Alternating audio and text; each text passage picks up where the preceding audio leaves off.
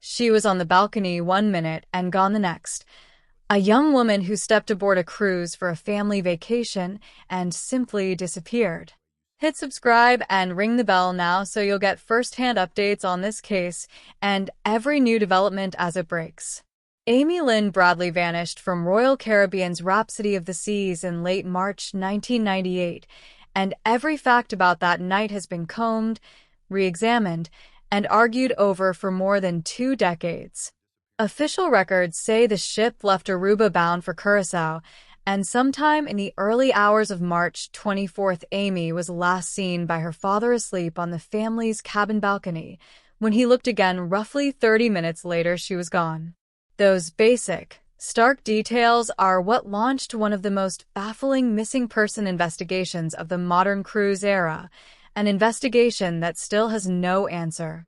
Amy was 23, a recent college graduate and a strong swimmer who, by all accounts, was enjoying what should have been a normal night aboard a crowded ship. She had been in the nightclub with her brother and other passengers. Later, the family returned to their stateroom and Amy settled into a deck chair on the balcony.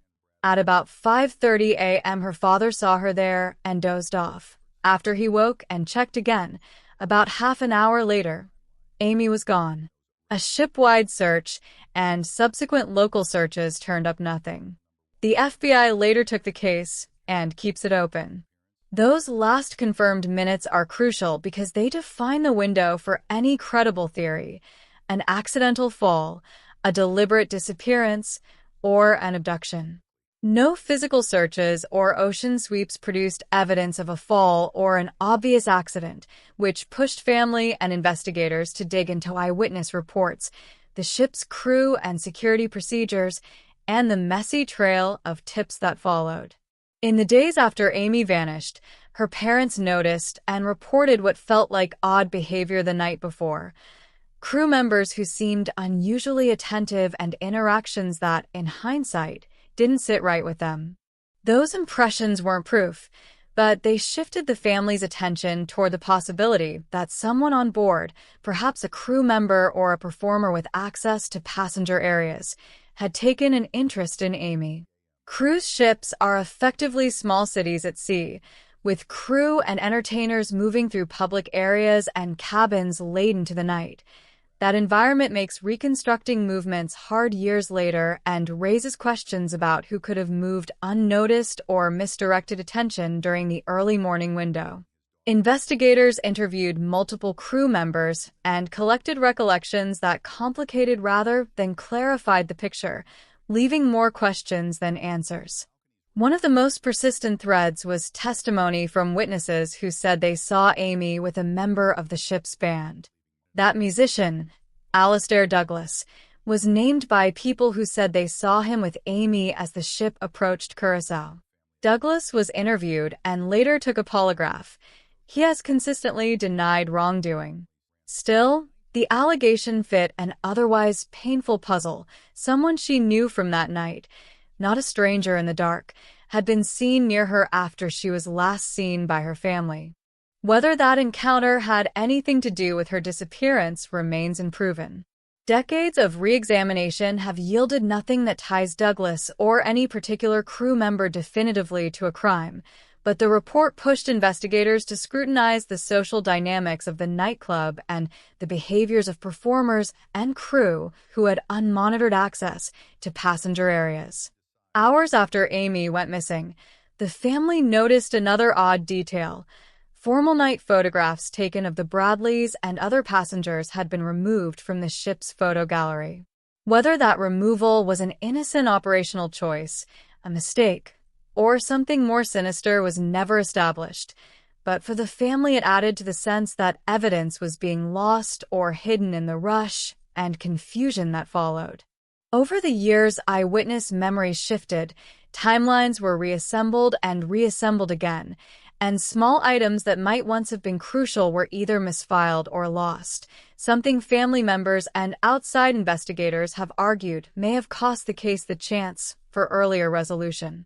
The loss or disappearance of seemingly small pieces of evidence is a recurring theme in cold cases, And with Amy Bradley, the missing photos became one of those persistent, maddening details people return to when asking what might have been done differently in those first frantic hours.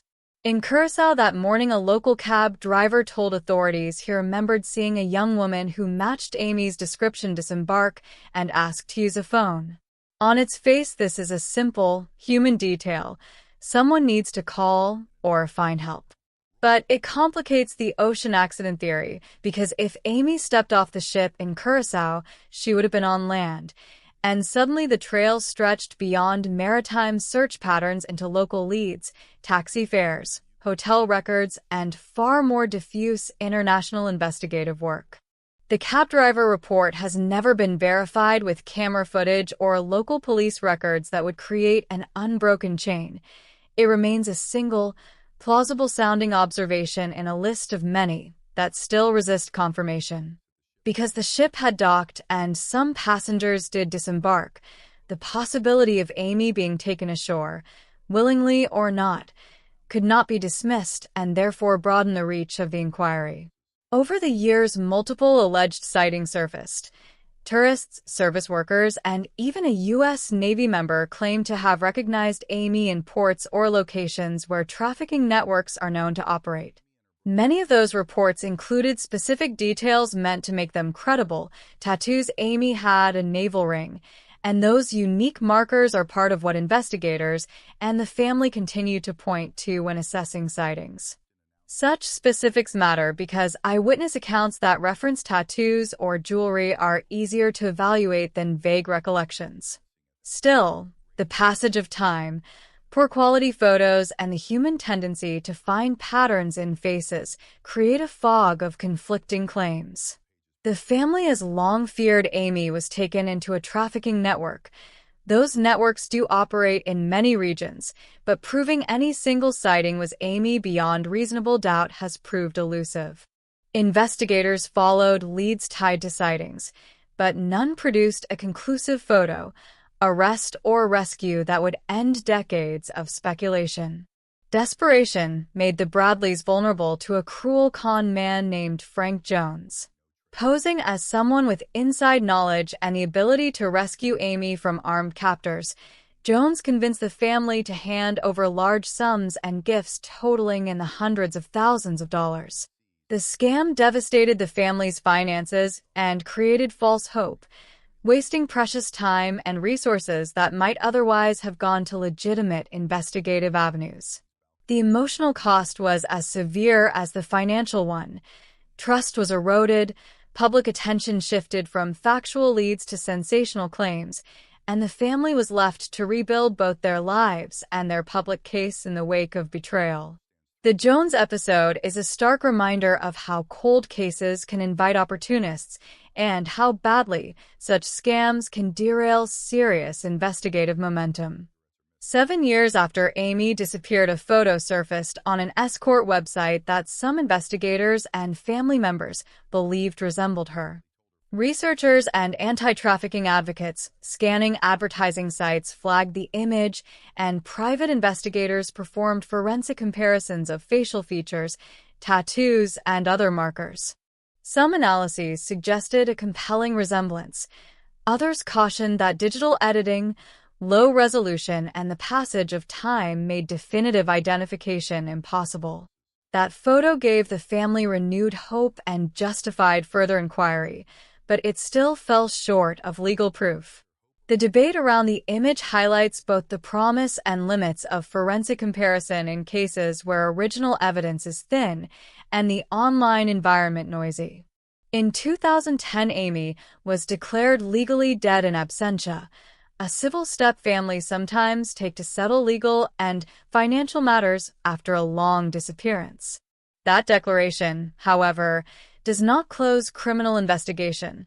The FBI and local authorities have kept the case open, periodically renewing public appeals and a reward for information leading to her recovery or to arrests.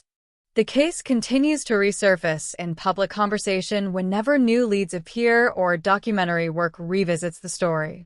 Despite the legal declaration, investigators stress that an open inquiry remains the only path to a definitive answer.